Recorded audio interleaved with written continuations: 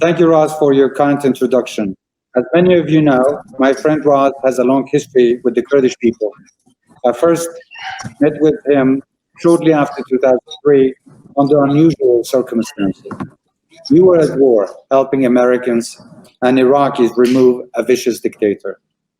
Our immediate future inside Iraq increasingly uncertain, and the hopes of generations of Kurds tied to getting right the relationship with the international community. It wasn't easy, and though Iraq was never far from the news, my message to Ras was simple: invest in Kurdistan's future. And it's in that spirit that we meet here today. Only this time, Ross and other friends are helping me encourage other Americans to join us on this journey.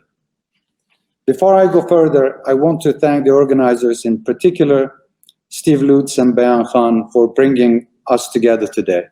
I also want to thank colleagues from the US government for joining, including Deputy Secretary of Energy, Mark Menezes, Ambassador Matthew Tuller, Joey, David, Rob, and the team in Erbil. I also want to thank Ambassador Farid Yassin for being with us. And of course, I welcome the many Americans and Kurdish companies gathered here by the US and Kurdish Chambers of Commerce.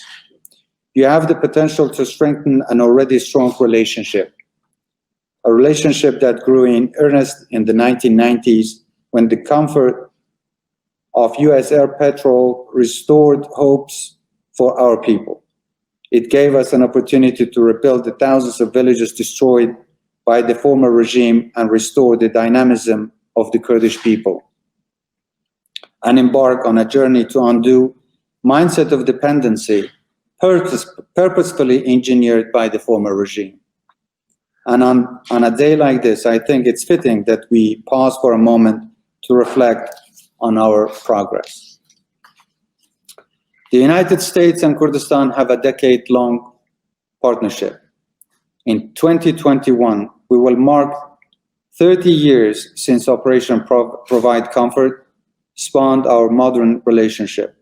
In recent years, our soldiers and security forces have worked in partnership to combat terrorism and protect our countries and our ways of life from shared threats. We are indebted to these heroic men and women for keeping us safe and free. Their sacrifice is what has helped Kurdistan today remain as one of the most stable, safe, and prosperous regions in Iraq and even the Middle East and beyond. Businesses, local and foreign, can operate here knowing that the government and security forces provide a safe and secure environment. But the US-Kurdistan relationship goes far beyond security and defense. For many years now, mutually beneficial partnerships have continued to emerge and transform this relationship. Many major US brands have found a profitable market in our region, creating thousands of jobs, teaching vital skills, and in doing so, improving lives. So I am delighted to join you today because it allows me to underline the commitment of my government to supporting high-quality foreign investment in Kurdistan region of Iraq, particularly from the United States. And we are making it easier to unlock the potential quickly. My government has begun a series of far-reaching reforms across a wide range of areas and sectors. The changes are transformational. We are working hard to diversify our economy through privatization of parts of agriculture and electricity sectors. We are making it easier to do business by digitizing important aspects of our government. We are strengthening tax laws, a better harness revenues, and ensure everyone pays their fair share. We are also streamlining the business of doing business by modernizing our banking sector. Introducing best practice technology is a major part of all of this, and one where I particularly welcome US expertise. Hydrocarbons will remain essential components of the KRG's economic output. I am pleased to announce recent progress Secretary Dan Brouillet and I have made on a number of fronts in this sector to unlock greater US investors. We welcome international investment in all sectors of our economy, from healthcare and education to green energy, manufacturing, and agriculture. My government is also working to reduce red tape to ensure that foreign investors are able to complete necessary procedures more quickly and more easily, from company registration to visa regulations and permits. The Board of Investment is playing a key role in reviewing and updating our investor-friendly legislations. This means licenses issued more quickly, registration procedures streamlined, and the potential for foreign investment opportunities most easily highlighted. During this cabinet, more than 70 licenses have been awarded with an investment value of almost $2 billion. This is all part of this cabinet's reform promise, as outlined in particular in the reform law passed at the beginning of this year. We are clamping down on corruption. We have brought more certainty to our public payroll by reducing benefit fraud. Our extensive digitalization agenda will ensure that government will deliver public services more efficiently and effectively. These processes will improve the speed and quality of decision-making, and a digital financial management system has already been introduced to bring much-needed saving and accountability to public spending, ensuring that payments are made swiftly and accurately. This week, in fact, we expect to sign a major deal that will be the basis for our digital transformation agenda, bringing public and government services to the fingertips of citizens, businesses, and government bodies. We are also working hard to ensure that our relationship with the federal government in Baghdad is fair and delivers real outcomes. This is not always straightforward. We have our differences, but I am committed to resolving our outstanding issues, including around the KRG's share of the federal budget, ensuring that all rights and duties are respected and acknowledged. Kurdistan is the ideal gateway for American investors into Iraq and the rest of the Middle East. We have a young, dynamic, and highly educated workforce. More young Kurdistanis are now in higher education than ever before. Our young people are digitally literate and innovative. English is widely spoken, as well, of course, as Kurdish and Arabic. My goal is not only to give our people much-needed jobs, but to provide them the tools necessary to unlock their entrepreneurial spirit. That's the only way Kurdistan can grow. We are a safe haven in a region short uncertainty, and we are committed to religious, ethnic, and cultural diversity. Like the United States, we believe ensuring individual freedom is essential to political and economic success.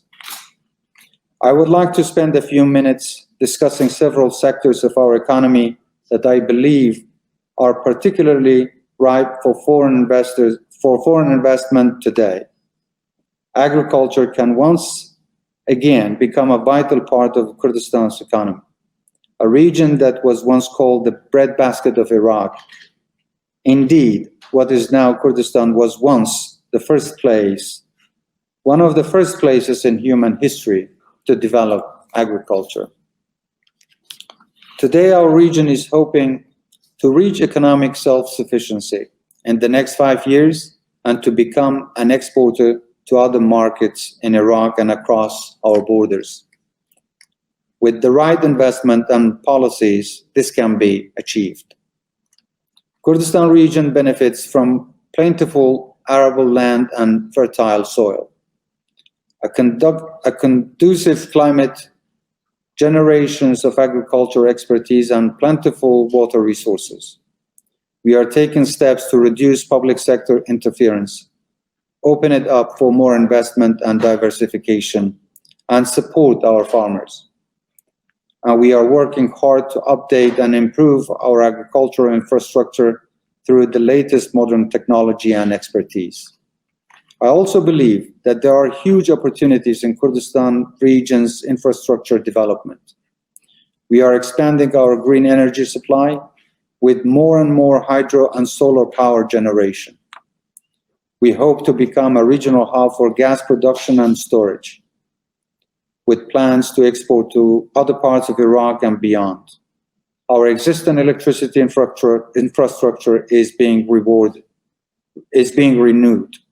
with new power plants, dams, solar power plants being built and commissioned. Soon, I hope we will be able to guarantee all our citizens electricity generation 24 hours a day. We are now exporting electricity to other parts of Iraq, delivering for people beyond our region. We are investing in improving our roads and other transport infrastructure.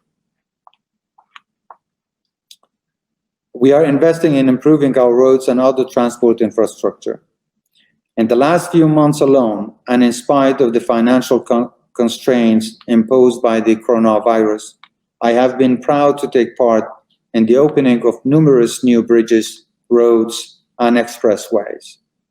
This too has been made possible through public-private partnership. These major infrastructure projects bring real benefits to the people of Kurdistan, creating jobs and improving lives, and facilitating trade. But they also present, I believe, attractive opportunities for foreign investors to do business in our region. The whole world faces unprecedented challenges. The COVID-19 pandemic has tested the infrastructure in Kurdistan as it has in the US and globally. But I hope that soon, in 2021, the world will be able slowly to return to normal, that a vaccine or many vaccines will provide to be as successful as recent tests suggest, and that we will be able to once again to meet in person, to travel, and to engage in face-to-face business dealings. When that moment comes, I hope that many of you will take the opportunity to visit Kurdistan for the first time, or to return after many months or years away, to see for yourselves the changes that are being brought about in Kurdistan by this government and our people. In closing, I hope this conference will bring US and Kurdish businesses closer together and help to identify opportunities across the entire range of our economy to help realize the vast potential in the Kurdistan region. For those that are looking at our region for the first time, I encourage you to speak to those who have already invested, to hear from them the successes that can be made and the potential for growth. I also encourage those based in the US to contact the KRG representation in Washington for further information, or to contact directly the Kurdistan Board of Investment. I wish you all a productive and enjoyable conference over the next couple of days, and look forward to seeing many of you in person soon. Thank you all very much. Mr. Barzani, it is wonderful to see you, and I have to thank you for your comprehensive and ranging remarks, and of course, your leadership for sharing a vision of a diversified economy that draws on your existing strengths and energy, but also looking to invest in that wider field. We really do appreciate your thoughts on all of that, and I hope that the Chamber is committed to this and will be a partner, as we have been in your reform agenda, to working to attract more investment in commerce in the U.S. private sector. So thank you very much for sharing those keynote remarks. You've been kind enough to offer to take a couple of questions, and I did want to ask if we could drill down a little bit more. Under your leadership, you clearly do want to continue to build out and draw upon that energy sector and in the existing relationships but you also speak very wisely about, I think, a diversified economy. If you could share with us, what would be your priorities for that diversification effort? Well, thank you, Steve. You're right. We are trying to diversify our economy, as I have mentioned at the beginning of this cabinet. Of course, energy will remain to be one of the most important sectors of revenue for the KRG, but we are also looking at how we can expand and improve agriculture, industry, and also tourism. So these are the three main areas that we are very closely watching to improve and develop. In addition to this, of course, we plan to improve our education and health sector in the KRG as part of this cabinet's plan. Well, that's excellent. And I would say, echoing your message, we look forward to the day when we can do this in person again and perhaps break bread and enjoy some maskouf and see one another in person. So we very much look forward to that. I also just want to ask you, in parting, if there's one kind of top-line message that you wanted to share with American companies and investors, what would that message be? Well, Kurdistan is a friend of the United States. Kurdistan is open for business. It's, relatively speaking, safe, and its investment law is very attractive.